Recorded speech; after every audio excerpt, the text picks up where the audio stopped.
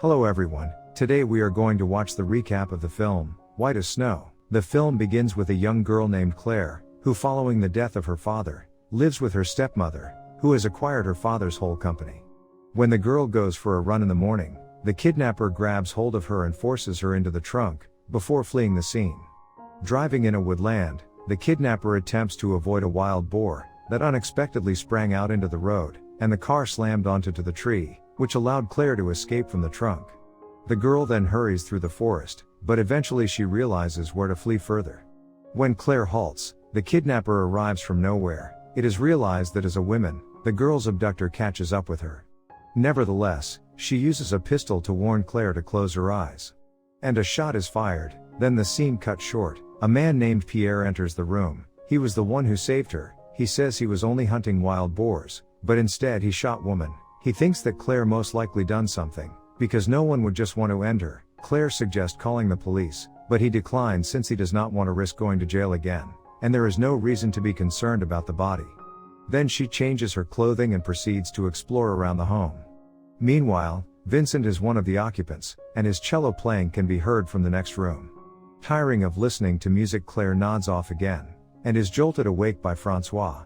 Francois, Pierre's twin brother, was not anticipating a visitor. He has a terrible stutter, which is the only difference between him and his brother. Pierre requests that Claire leave their house soon, since her enemies may discover her, and every one of them will be caught in danger. Claire persuades him to reconsider why he saved her. Then furious Pierre is at a loss for words, and yells at the girl who smacks him. The enraged man grabs her and kisses her unexpectedly. Claire seems to be unconcerned. Then the twins leave for work near the home in the morning, and Claire meets Vincent, who is going to take his dog to the vet.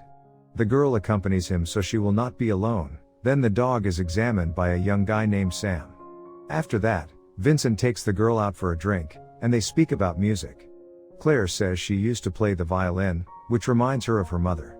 After her mother died, she never played again. When they get home, Vincent gives her a violin since music cures the heart. Pierre walks in and accuses Vincent of transporting Claire to the city. Now that everyone knows she lives with them, her rivals will learn about it as well.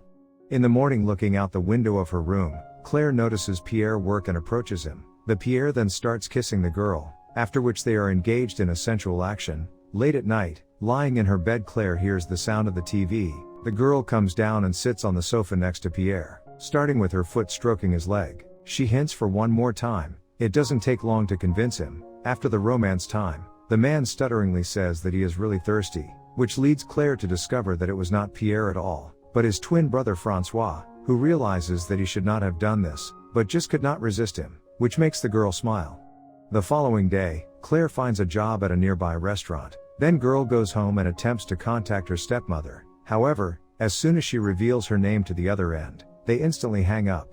Then scene shifts to a flashback of exactly a week ago. Claire's stepmother, Maud, observes from the window as her boyfriend, Bernard, assists in picking up the towel which Claire has dropped.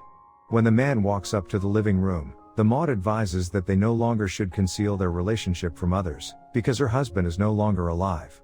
However, they must take a break from their relationship, because their affections have diminished little, so that things do not worsen. Bernard agrees with it. After a brief meeting, Maud leaves from the room. Then Bernard calls Claire and confesses his love towards her. She refuses, and the disappointed man leaves, whereas Maud was in the nearby room hears all the words of Bernard. The outraged lady, unable to bear the jealousy, she hires a hit woman to eliminate Claire. A few days later, the couple goes out to eat. When Bernard observes Claire's disappearance, she comforts him by explaining that this is not the first time Claire has gone missing for several days. At this point, Claire calls Maud on her phone. Maud instantly turns off the phone. Meanwhile, at the restaurant, where Claire obtained a job, visitors pay close attention to the local girl. Charles, a librarian, who Claire first met, took his son Clement to see the girl. Sam, the veterinarian, himself giving Claire signs of attention, he invites the girl to the club in the evening. Then Sam invites her to dance. An intoxicated stranger approaches her and tries to offend her. Sam fails to protect her, but Clement enters the scene and handles with the obnoxious man with a kick. He does not want to be thanked and walks away from the couple. On the way home, Claire says that she thought Sam was strong, but he is vulnerable, though she even likes it. Turning to the side of the road, Sam stops the car and asks her to repeat those words again. Claire says that she likes Sam, and her hand goes down his pants, and then she sits on top of him. For them, a crowd of squirrels watches the performance of the couple. The next day starts. Claire is unaware that Maud is keeping an eye on her, since her stepmother found her. She then meets Charles to discuss the local news. The librarian acknowledges Maud as the second new beauty in the town, since another young girl who settled here quite recently.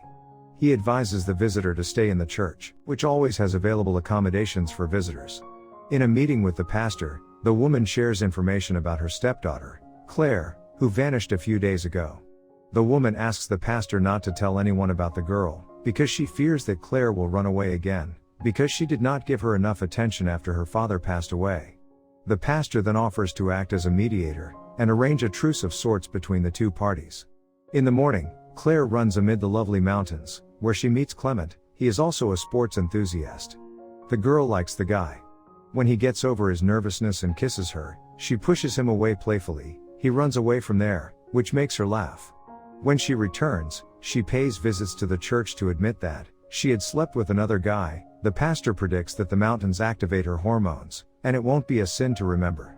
The pastor then says there is someone in the church who wants to meet her. When Claire meets her stepmother, she runs into her arms, and thanks the pastor for helping them get back together. Then Maud starts explaining the things what had happened, according to Maud. When Claire contacted her, the conversation was abruptly disconnected, so Maud was able to identify the girl by using the phone number, and notifying the recipient of the call where it was made. Then the girl claims that everything is well. She wants to remain here, but the lady is not content and still intends to murder her adversary. Then Claire is getting late for work, so Maud intends to drop her. While on the way, Maud pretends that the car has a flat tire, so she instructs Claire to inspect the wheel, as she comes to a stop near the precipice. And when Maud is about to push Claire from the cliff, the pastor suddenly comes and offers to assist. However, the wheel is in good condition. The stepmother's plan did not work, so she proposes to take a day off together, and promises to meet in the next weekend. At work, Charles approaches Claire, because he is worried about Clement's recent behavior. Since the youngster adores Claire, Charles asks her if she could talk to him about how he has been continually annoyed and not telling his father anything. Following her shift, Claire visits the Clement and tells the guy that she loves him. After that, she kisses him. Later Claire says to Charles that everything will be fine and leaves from there. Then weekend comes. On Sunday, Maud gets ready for a picnic with her stepdaughter. The ladies are relaxing on the lawn. She poisoned one of the apples and offers it to Claire. When Claire almost takes a bite, she notices someone in the forest. When she spots Clement in the forest, she invites him to join the feast, and gives him an apple. Grabbing her hand, Maud says she would want to spend some time with her alone, because she does not know him at all. Clement apologizes and heads back to the forest. Because of Claire's displeasure with her stepmother's actions, she keeps the apple beside her and follows Clement into the forest. Later Claire has an intercourse with Clement in the forest in rain. In the town, the party starts in the evening. While Maud, who is despondent at her failure, observes her stepdaughter lighting the dance floor with partners switching nearly instantly. She orders 2 glasses of wine and poisons one of them, but she fails to do the deed this time too. Clement intentionally knocks one of Maud's glasses out of her hands. He tells Claire that he did it on purpose, because he is terrified by the nasty woman's gaze. Claire doesn't care about that. Instead, she was delighted that Maud is here and dancing with her. To eventually weaken Claire, the Maud urges her stepdaughter to drink more and more. She vigorously shakes the girl till she feels sick. Maud then drives Claire home. While passing by the same cliff, along the winding mountain road, her stepmother is now reflecting on her lost relationship, after which she opens the door, pushes the girl out of the car. When Maud stops the car, she checks to make sure her stepdaughter has stopped moving. Then Maud goes to the church and lights a candle to atone for her serious fault, but karma is not far behind. One of the altar candles ignites her scarf, and Maud has been burned alive. While Claire is still being treated in the hospital, 7 of her close friends pay her a visit. Each of the kind guys kisses the girl in turn, which revives Claire to life. And the movie ends. Thanks for watching the video.